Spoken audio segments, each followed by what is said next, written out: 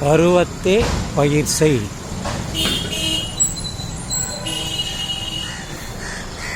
பருவத்தே பயிர் செய். பருவம் தப்பி பெய்கின்ற மழை யாருக்கும் உபயோகமாகாது. பாறையில் விழுகின்ற மழை போல.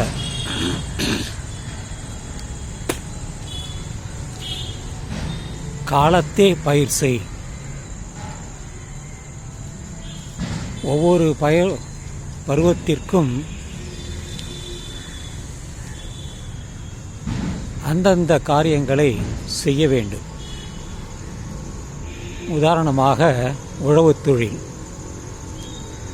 அது அந்த மழை காலத்தில் செய்வது நல்லது. காரணம், தண்ணீர் வயலில் சேரும், ஆறு குளங்கள் நிறையும். அப்படி இருக்கும் பொழுது விவசாயம் செழிப்பாக வளரும்.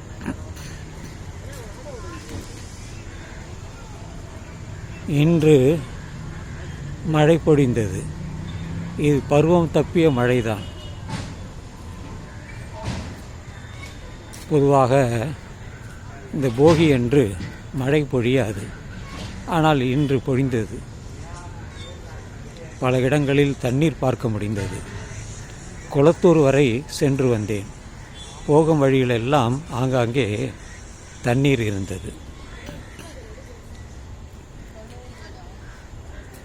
எனவே காலத்தே பயிர் செய் என்பது ஒரு முன்னோர்களுடைய வாக்கு. காலம் தப்பி செய்வது அது முறையாக இருக்காது. அப்படி செய்தாலும் அதில் முன்னேற்றம் இருக்காது. அதனால்தான் காலத்தே பயிர் செய். திருமணத்தையும் சொல்வார்கள், நெல் விதைப்பதையும் சொல்வார்கள். எல்லாவற்றிற்குமே ஒரு காலம் உண்டு, காலம் நேரம் உண்டு. அதை அறிந்து செய்வது சிறப்பாக இருக்கும். அதுதான் இந்த பதிவின் நோக்கமே. காலத்தே பயிர் செய்.